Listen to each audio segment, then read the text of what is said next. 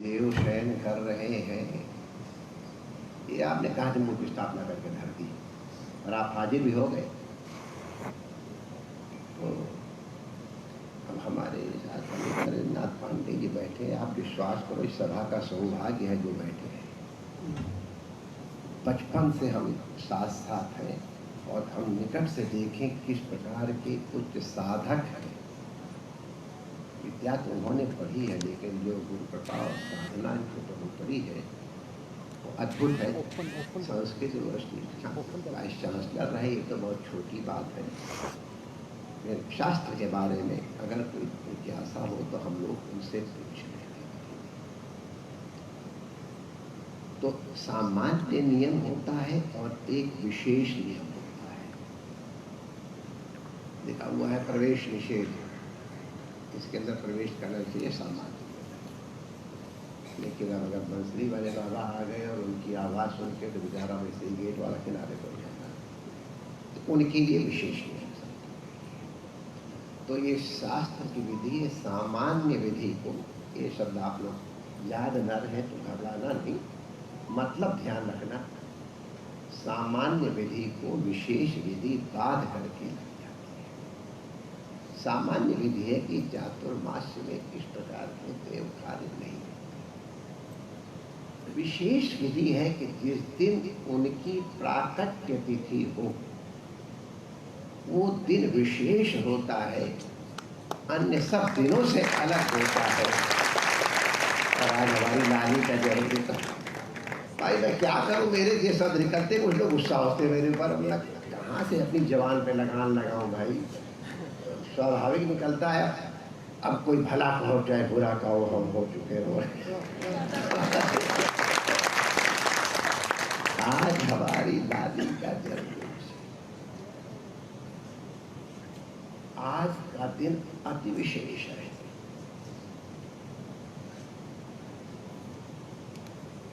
ये मैंने जो भागवत के पंडित बैठे हमारे यहाँ, अब भगवान श्री कृष्ण का जन्म हुआ है रात में, समझ गए।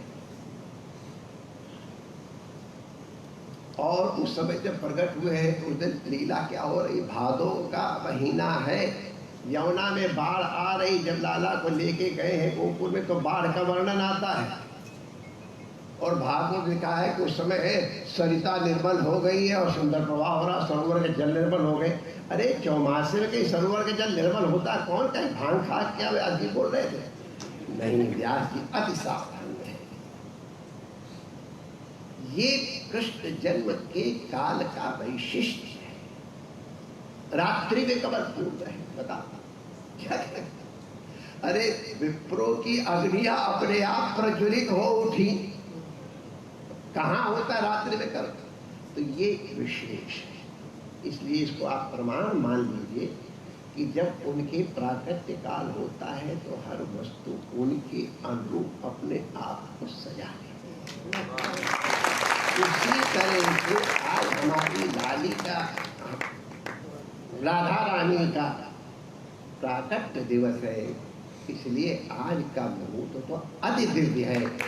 और जो प्रातः काल दो भी हमारे यहाँ परंपरा है, कुछ लोग दोपहर को उनका प्राकट्य मानते हैं, कुछ लोग ब्रह्म मुहूर्त मानते हैं। हमारा किसी से विरोध इसलिए नहीं है कि किसी कल्प में दोपहर में पड़ती होंगी और किसी में प्रातः काल पड़ती है। यहाँ हमने प्राकृतिक प्रातः काल लगा दिया है। तो आज इसलिए भगवती राधा, अच्छा कृष्ण को और राधा रानी को कोई अलग अलग न समझे। जैसे वाणी का अर्थ अवश्य होता है, बिना जल के लहर नहीं हो सकती है, लहर और जल एक है, इसी प्रकार वो दोनों एक है। इसलिए और एक बड़े अच्छे विद्वान थे, बड़े अच्छे महाराज हमारे वृंदावन के, वो कहते कृष्ण में कोई विशेषण लगा दो तो राधा रानी का द्योतक हो जाएगा, और राधा रानी में कोई विशेषण लगा दो तो कृष्ण का द्योतक हो जाएगा। ये स्वाभाविक। ये अपने अतुल कृष्ण गोस्वामी जी महाराज, उनका नाम पीछे था लेकिन सही उनके शब्द है, प्रामाणिक है। जब कृपा बिहारी नाम रखा गया तो यही बताया गया था इसका हेतु ये है इस दृष्टि। तो इसलिए दोनों अभिन्न है।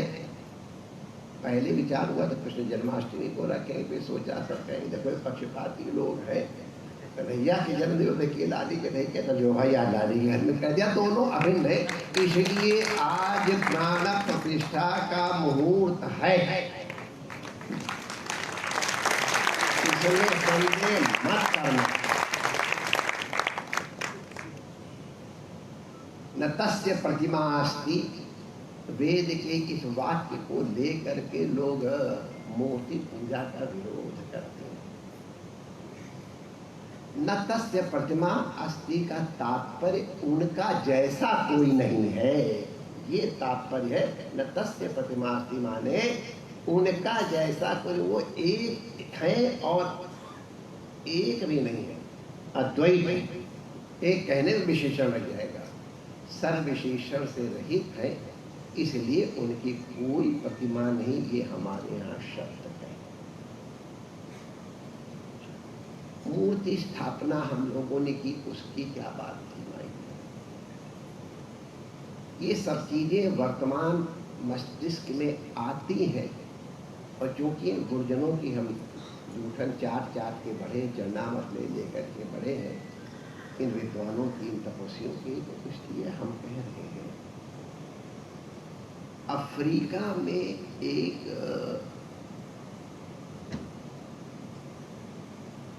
समुदाय है और इसके विषय में रिसर्चेस हुई हैं,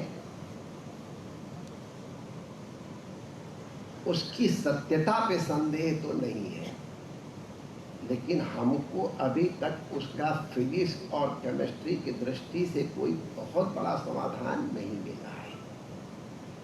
लेकिन वहाँ की ये है कि अगर किसी के विषय में, और ये वहाँ का तो मैं नाम इसलिए ले रहा हूँ कि उसकी रिसर्च हुई है, हमारे यहाँ भी इस प्रकार के प्रयोग होते रहे हैं। उनको प्रायः अविचार प्रयोग वाले वो करते हैं, और आप लोग तो सब गुरुओं की कृपा पात्र हैं, आप लोग तो उनके अब एक जानकारी मिल रही तो ले लो, वरना इस ओर कभी दृष्टि भी नहीं करनी चाहिए। उसमें किसी व्यक्ति को लोग प्रश्न करते हैं, महाराज ये भगवान कृष्ण इस तरह के थे कि जो वृंदावन में बैठे उस तरह के थे, मूर्ति उनका रूप है कि नहीं है? उसका उत्तर देना कि जिसके विषय में कुछ करना है, हमारे यहाँ लोग पुष्की बनाते हैं, उसकी आकृति, और वहाँ घात विशेष होकर उसकी आकृति बनाते हैं। अब उसकी आकृति और जिस या और चीज जो आकृति बनाते हैं, जिसकी आकृति बना रहे उससे साम्य क्या होगा? साम्य होने का प्रश्न ही नहीं, लेकिन बनाते समय उनके मन में भावना ये होती है कि हम उनकी प्रतिकृति बना रहे हैं, और फिर उसमें कुछ प्रयोग होते हैं और उसके ऊपर कुछ प्रयोग किया जाता है तो उसका फल वहाँ जाता है। आप लोग चाहो तो इसको देख लेना, इसके विषय में वर्णन है, हमारे यहाँ भी शास्त्रों में वर्णन है। फालतू जान करके क्या करोगे, वो बहुत अच्छी चीज़ तो नहीं है, लेकिन जो हम बताना चाहते वो जरूर जान लो कि जिनके विषय में आप कुछ चाहते हैं कि हम उनको आज रसगुल्ला खिलाएंगे या मक्खन मिश्री खिलाएंगे या आज उनसे हम लड़ेंगे, अब लड़ने किससे जाएं? जो हमारा होगा उसी से लड़ेगा, और किससे लड़ेगा? या प्यार करना चाहेंगे तो हम उनकी या तो मानसिक मूर्ति मन में बना लेते, जब गुस्सा आता है तो मन के अंदर सोच सोच, या प्यार आता है तो मन के अंदर। अब ये तो आप लोगों सब लोग भुक्त भोगियों में क्या बताऊं, आप लोग सब करते ही रहते हो रात दिन, तो मन के अंदर भावना के अनुरूप वो चीज वहाँ प्राप्त है। तो प्राण प्रतिष्ठा का ये जो कार्यक्रम है, पहले होता है पाषाण। पाषाण में जब अभी हमने अपने प्यारे कलाकार का सम्मान किया, ओम प्रकाश, उसने एक विग्रह, एक मूर्ति तैयार कर दी तदाकार आकारी, तो ये हो गई मूर्ति। अब इसके पश्चात वेद मंत्रों के द्वारा उनमें प्राण प्रतिष्ठा की जाती है। प्राण प्रतिष्ठा में उनको अगर देखना चाहोगे तो cultural heritage of India Ramakrishna mission का है, उसमें इसके विषय में थोड़ा सा लिखा हुआ आप लोग देख लेना। उनके नीचे कुछ रत्न वगैरह जो डाले जाते हैं, उससे इलेक्ट्रिसिटी चार्ज होती है, माय डियर, उसका वोल्टेज भी लिखा हुआ कि इतनी हो जाती है। तो हम तो खैर उस वोल्टेज के चक्कर हम लोग काशी लोग और कम से कम ब्रजवासी लोग, वो तो वैसे ही गुरु कहिए तुम्हारे लाला हैं।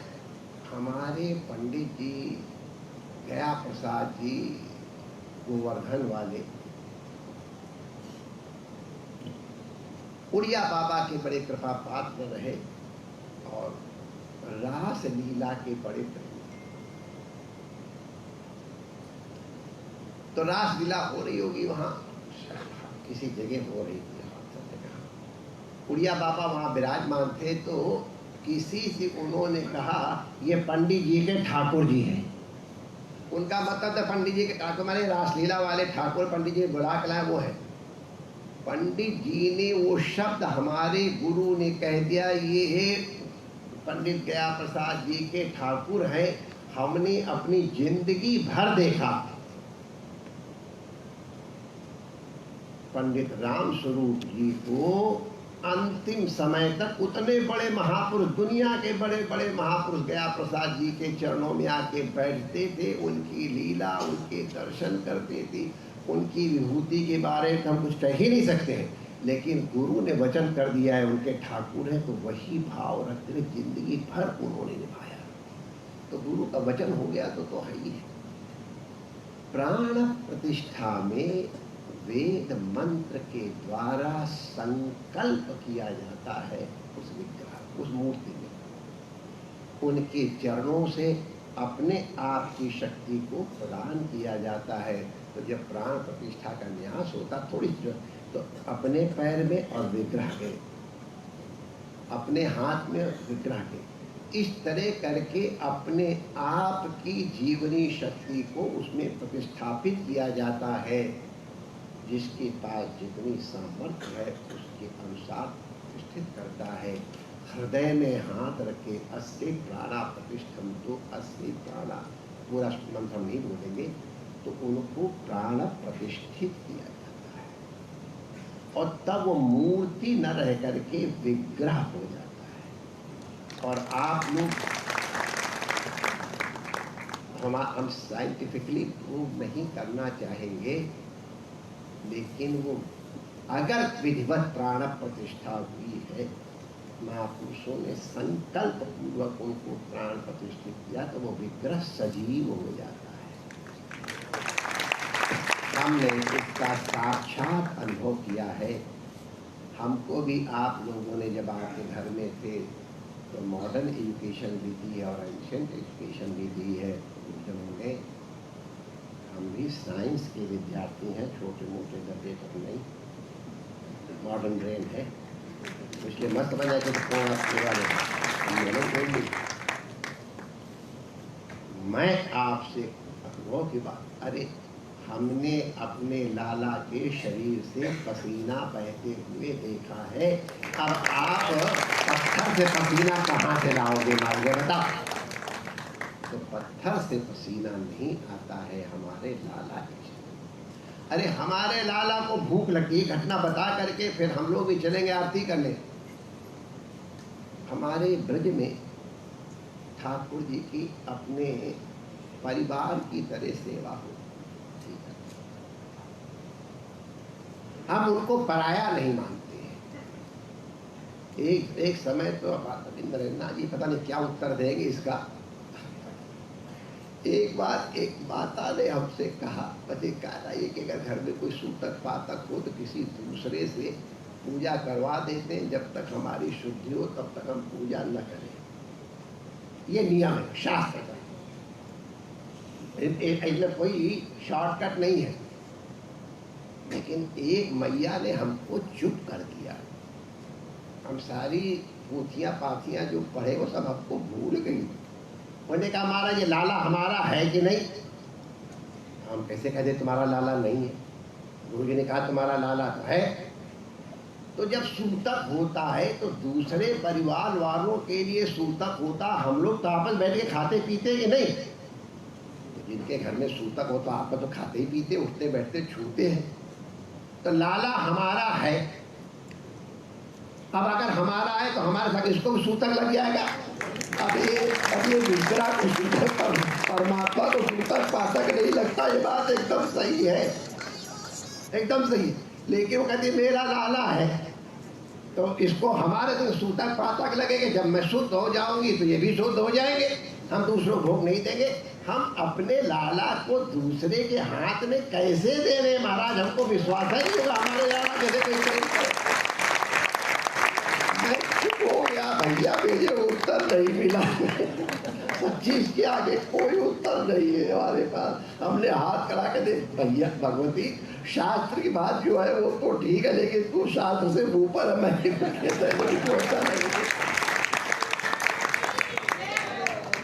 तो हमारे बार बार लाला को भोग लगाते हैं। कम से कम 7 बार रमण तो भोग लगता, हमको मालूम है नियम से। और बीच में कुछ आ जाए उसको हमारे ब्रजवासी इच्छा भोग कहते हैं। क्या ठाकुर जी कुछ खाने को तो किसी खाद भगवान ले लो वही खा रहे, उसको इच्छा भोग करते हैं। लेकिन 7 बार तो नियम से भोग लगता ही है और वो चुपचाप से लगता है। केवल एक भोग आप लोग देखेंगे, रात्रि को शयन आरती के समय एक बर्तन रखा होता है और एक जलपात्र होता है, ढके होते हैं। आप लोगों को पोल पट्टी बता दे रहे हैं। और रात्रि को हमारे खास तो पुष्ट बार की उसके लिए शब्द है बंटा। तो बंटा नहीं कहना, बंटा जी कहते हैं। ठाकुर जी की सेवा में आ गया ना तो भगवान की सेवा में जो चीज आ जाती वो भगवान के पार्षद कहलाते हैं। हमारे ऐसे लोग पार्षद मान जाओ, तो पार्षद मान जाओ। पार्षद माने भगवान के जो अंग संग रहते हैं उनको पार्षद कहते हैं। मूर्धन शाह को खा कर दिया तो पार्षद लिया। तो वो जितनी भी वस्तु, जो चीज प्रभु की सन्निधि में आ गई वो जड़ रह ही नहीं सकती, वो चैतन्य हो जाए। कैसा भी लोहा हो मैग्नेट के पास आएगा, चुंबक हो ही जाएगा। सत्य की शरण में जब तक बैठे हो विश्वास करो, you are different. Once you go out of this gate you may be different. लेकिन यहाँ जब तक बैठे हो आप एकदम डिफरेंट हैं। इस सन्निधि का प्रभाव है। एक बंटा जी रखे होते और साथ में लोटा होता, गिलास रखे होते हैं। रात्रि को लाला जब खेलेंगे कूदेंगे या जो भी करेंगे और जब थकेंगे उनको भूख प्यास लगेगी तो कहाँ जाएंगे? तो ये किस दे वो वहाँ रखा होता है कि लो भाई निकालो, वो तुम उनको दे दो, वो तुमको दे दे। परस्पर भाव जनता खिला पिला के डट जाओ, सवेरे मंगलाओ फिर होगा। ये हमारे यहाँ का नियम है। रोड रेती में अब आप लोगों ने तमाशा बना दिया है तो बात अलग है। जंगल में हम लोग बैठे थे, आने जाने का रास्ता नहीं। सवेरे 3 बजे बैलगाड़ी चलती थी मथुरा सामान लाने के, रात्रि 9 साढ़े 9 बजे तक लौट के आती थी। सामान मंगाना बड़ा कठिन काम था। और हमारे यहाँ के व्यवस्थापक थे हमारे बड़े गुरु भाई स्वामी गुरुसेवानंद जी। तो बेचारे बोलते तो सबसे मतलब सब लोग उनसे डरते थे, इंक्लूडिंग मी। उससे कोई बात कहने की हिम्मत ही नहीं। तो हमारे आज पुजारी जी थे, गरीबी हालत थी माई डियर, क्या भोग लगाएंगे। इतने मोटे मोटे इलायची दाने आते थे, उनको चिनौरी दाना कहते थे। हिसाब से आते थे, इकट्ठा भर करके आ गया, उसी में काम चलाना पड़ता था। तो इतने इतने चिनौरी दाना और पानी भर के धर दिया, खाओ पियो मौज लो। लाला हमारे से खूब तगड़ा, तुम देख लो पूरे ब्रज में हमारा लाला किसी से कमजोर नहीं। खूब एक दिन चिनौरी दाना हो गए खत्म। गुरसेवानी से कहने की हिम्मत नहीं पड़ी, अब क्या करें। ये सच्ची घटना है, आप डेट वेट सब नोट कर लो। पुजारी ने बंटा काली धर दिया, पानी का लोटा धर के ऐसे उठा चला आया कि चलो रात को दूध तो भोग लग गया, सवेरे मंगला में फिर लगा देंगे, रात को आज कुछ नहीं है। अब हम आपसे क्या कहें। रात्रि में हमारे गुरु महाराज, आजकल जहाँ ट्रेन शेड बन गया वहाँ गुरु महाराज की कुटिया थी, वो बगल में नीम का पेड़ था छोटा सा, उसके नीचे महाराज रात्रि को विश्राम करते थे और हम लोग भी उन्हीं के आसपास खा। उस समय कोई आता जाता तो था नहीं, कपड़ा पहनो ना पहनो बराबर था। हम लोग ज्यादातर लंगोटी नहीं और कपड़े के कम रखते थे, सो जाते। रात्रि को महाराज जी उठ के बैठ गए।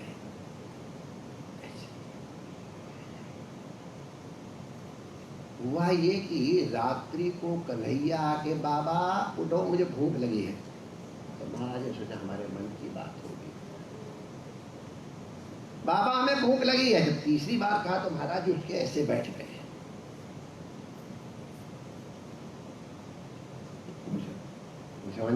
पुजारी को बुलाओ। पुजारी को बुलाया गया। तुमने आज रात्रि को ठाकुर जी का शयन भोग पधराया था कि नहीं? पुजारी अक्का बक्का इनको कहाँ पता चल गया। अरे हमारे यहाँ की एक मर्यादा है रमण रीति में, सिवाय पुजारी के कोई नहीं जाता। हम भी जब अगर जाते हैं तो हमको पुजारी परमिशन देता तो मैं मंदिर में जाता हूँ, ना हम भी नहीं जाते, दूर से दंडवत करते हैं। अंदर डब्बा बंद है, क्या पता चले। लेकिन महाराज आज रात को शयन भोग लगाया था कि नहीं? महाराज जी के नौरी दादे खत्म हो गए थे, कहा करे गुरसेवान जी से कहने की हिम्मत नहीं पड़ी। ठाकुर जी को होगा तो हमारे कुठारी जी थे स्वरूपानंद जी, स्वरूपानंद जी को जगाया गया। अब उतना एफ्लुएंसी नहीं थी, थोड़ा बहुत तो भी स्थान था, थोड़ा घी थोड़ा आटा कुछ होगा।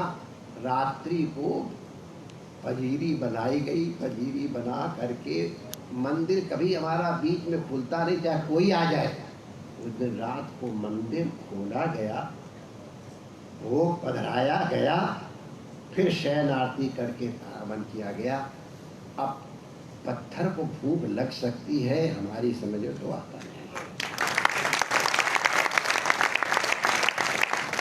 यद्यपि फिजिक्स के हिसाब से पत्थर भी सर्वथा जड़ नहीं है, फिजिक्स वाले जानते हैं उसमें भी चैतन्य, लेकिन तो भी हमारे गुरुजी को जगा करके बाबा आपको भूख लगी, अब 4 किलोरी दाने और नहीं मिले तो शिकायत करता, ऐसा तो शरीफ आदमी हमारा ये क्या है। हम इसलिए कह रहे हैं कि जो लोग ठाकुर सेवा कर रहे हो ना, इसको शो पीस प्लीज मत बनाओ, प्लीज। ये तुम्हारा पर्सनल है, वेरी पर्सनल। जितना अपना ख्याल रखते हो उससे ज्यादा ख्याल, ये दिखावे की वस्तु नहीं है, ये प्यार करने की चीज है। जब तुमको प्यास लगे तो समझ लेना हमारा लाला भी प्यास। हमारी एक मौसी थी, उनके स्तन में से दूध टपक रहा था। अब छोटा था, मैं नहीं केजी पड़ता था। मैंने कहा मौसी ये क्या है?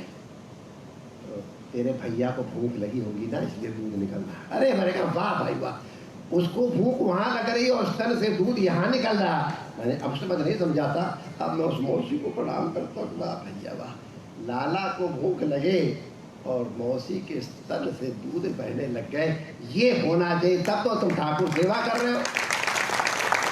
तो ये बात आज हमने आपको इसलिए बताई माय डियर। मैंने कहा था मैं प्रवचन नहीं दूंगा, रियलिटी से तुमको वास्तविकता से आप लोगों को परिचित करा रहा हूं। कभी भी मूर्ति मत समझना, ये साक्षात ठाकुर जी है।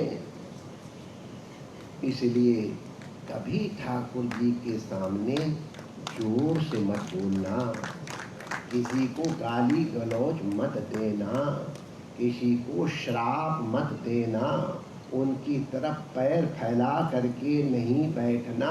माने 2 पैसे का ऑफिसर आता, उसके सामने तो आप ऐसे एटिकेट दिखाते हो, और ये 3 त्रिलोकी का स्वामी है, उसके सामने व्हाट विल योर एटिकेट।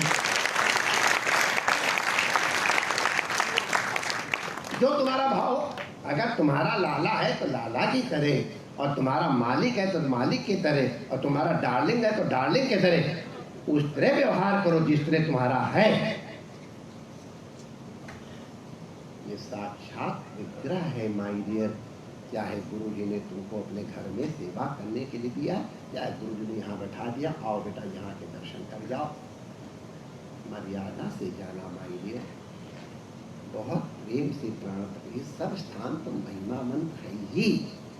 वैसे ही हमारे बंसी बाबा ने बड़े जोर की बंसी भैया, ऐसी जोर की धड़ाकेदार बंसी। तो ये महाराज पहले से धर्म क्षेत्र है, इसमें कोई संदेह नहीं, धर्म सब चीज है। तो इसलिए इसकी महिमा के बारे में तो हमको कुछ कहना नहीं है, लेकिन संस्थान तो महिमावंत हुआ है। ये तो महापुरुषों ने अपने प्रमाण देके कह ही दिया है। इसमें हमारे लाला आकर के विराज गए हैं, तो इनकी महिमा के कारण ये संस्थान और अधिक महिमावंत हो गया। एक और बात कह के हम अपनी वाणी को विराम देंगे। तो मैंने कहा था हम देंगे भी। जिस दिन श्री विग्रह की प्राण प्रतिष्ठा होती है, ये हमको पूज्य नित्य गोपाल दास जी महाराज छोटी छावनी वालों ने बताया था। वो प्रमाण है, क्योंकि हम वहाँ देते। जिस दिन भगवान की विग्रह की प्राण प्रतिष्ठा होती है, सन्यासी का सन्यास होता, कुछ चीजें हैं। तो आज के दिन इनके दर्शन करने का जो महत्व है वो अद्भुत है। कल सवेरे वैसे तो महत्व ही है, लेकिन आज के दिन का विशेष महत्व है। प्रयास करके एक बार जरूर झांकी कर लेना, और जो तुम्हारे नियर्स एंड डियर्स हैं जो आ सकते हैं, उन सबको प्रेरणा करके कहो आज शयन आरती के पहले पहले भगवान के जरूर दर्शन कर लो। ऐतिहासिक दिन होता है, प्राण प्रतिष्ठा वाले दिन दर्शन करना बहुत ताजे की बात है। हम आपके सौभाग्य की हृदय से सराहना करते हैं कि कहाँ से कहाँ, किसकी कृपा से, किस तरह से तुम यहाँ आ पाए। अपना पुरुषार्थ तो मान लो तो अच्छा है, कोई बात नहीं, लेकिन अपने पुरुषार्थ से नहीं, किसी की कृपा के द्वारा आ पाए हो। कुछ लोग आने वाले थे, नहीं आ पाए, जो भी कारण, और जिनका आने का कोई मतलब नहीं था वो आ गए, तो ये खींच के बुलाए गए हैं। हम ऐसे सभी लोगों को हृदय से साधुवाद देते हैं जो आज ऐसे दिव्य अवसर पर आप आए। हमारी लाली का जन्म, इसलिए राधाष्टमी की बहुत बहुत बधाई। प्राण प्रतिष्ठा हुई है, इसके लिए आपको बहुत बधाई। और ऐसे दिव्य दिव्य महापुरुषों के दर्शन हुए, इसके लिए तो अनंत बधाई। और हमको आपके दर्शन दिए, इसके लिए हम कृतज्ञता ज्ञापन करते हैं। सभी महापुरुषों के चरणों में सभक्ति सश्रद्ध दंडवत करते हैं, और पुनः आपके भाग्य की सराहना करके पूज्य महाराज जी से अपनी वाणी को विराम देने की अनुमति चाहते हैं। जय श्री कृष्ण।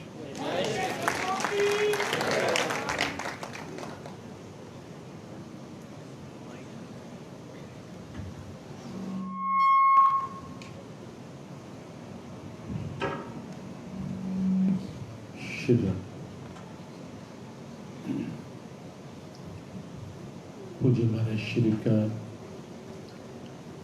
अत्यंत स्नेहिल, भावपूरित और तथ्यपरक आशीर्वाद हम सब ने ग्रहण किया उनकी श्रीवाणी के वचनों के द्वारा रूप में। जिस ढंग से उन्होंने की महत्ता और आज के दिन के साथ साथ आज के दिन प्राण प्रतिष्ठा, उस भाव को भी कि किसी के मन में कोई संशय ना रहे कि देव शयन में है, नमन करते हुए।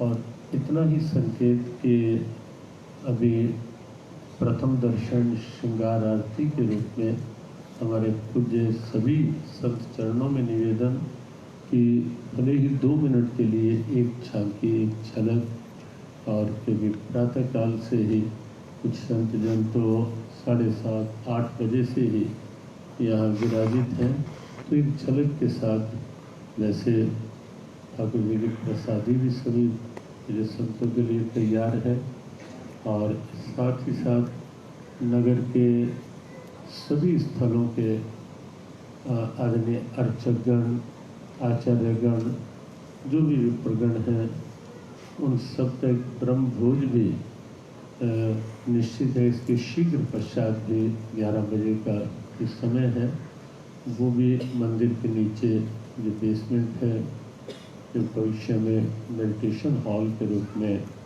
बनेगा, तो वहाँ ब्रह्म भोज भी होगा। लेकिन आप सब पहले पूज्य संतों को स्थान दे देंगे और मंदिर में, और बाद में आप आते रहेंगे, आराम से दर्शन करते रहेंगे। एक मार्ग से आकर दूसरे मार्ग से निकलने की व्यवस्था कार्यकर्ता ध्यान रखें। और पुनः आज के दिन की सबको बहुत बहुत बधाई, बहुत बहुत शुभकामना। जो भी यहाँ उपस्थित हैं उनके लिए, जैसा पूज्य महाराज श्री ने संकेत किया कि बहुत से लोग तैयार भी होंगे, नहीं आ पाए। बहुत से लोग कल शोभा यात्रा में अपार समूह था, जो नगर यात्रा थी ठाकुर जी के, उसमें रात्रि में जाने का रहा सबका। और हमें भी सच ये है कि आज प्रातःकाल के लिए हमने भी नहीं बहुत प्रेरित किया था कि बहुत भीड़ एक साथ ना हो। सायंकाल फिर एक कार्यक्रम है लगभग 6:30 बजे से, कि उस समय भी आज सत्य और शयन आरती तक वो कार्यक्रम भजन भाव का, बधाई भाव का चलेगा। और एक और संकेत करते हुए कि नवंबर में गीता जयंती पर्व इस बार 4 दिसंबर का है, उससे एक सप्ताह पूर्व कुरुक्षेत्र में गीता महोत्सव रहता ही है। लेकिन नवंबर में 19 से 27 नवंबर को गीता ज्ञान संस्थानों के भाव के साथ ही पूज्य मुरारी बापू जी के द्वारा श्री राम कथा का आयोजन भी है। पूज्य महाराज श्री पूज्य कांक्षणी महाराज श्री के पावन सन्निधि में ही श्री राम कथा का आयोजन जो है मानस गीता के रूप में महाराज श्री स्वयं आकर के दीप प्रज्वलन और आशीर्वाद के साथ प्रारंभ करवाएंगे। उस आयोजन को भी सभी पूज्य संत चरणों में भी निवेदन, और आए हुए सभी शुभेच्छुजन वो तारीख है, वो जैसे जैसा होगा व्यवस्था का फिर संकेत हो जाएगा। तो अभी प्रार्थना के वाक्य के साथ एक व्यवस्था का अनुशासन के साथ भी मंदिर की ओर सभी सुखी हो, सभी निरोगी, सब पर श्री कृष्ण कृपा, मंगलमय हो सबका जीवन, घर घर पर श्री कृष्ण कृपा, सब पर श्री कृष्ण कृपा। मेरे नाथ, मैं आपको भूलूं नहीं, मेरे नाथ, मैं आपसे दूर न रहूं, आप मुझसे दूर न रहें। मेरे नाथ, आप अपनी कृपा सदा सब पर बनाए रखें। जय श्री कृष्ण, जय श्री राधे, जय भगवत गीते, जय गौ माता, जय गुरुदेव। पुनः सभी पूज्य सत्चरण, पूज्य महाराज श्री चरण सबके प्रति वंदन करते हुए, नमन करते हुए सबकी सहायता के लिए शुभेच्छा, मंगल का।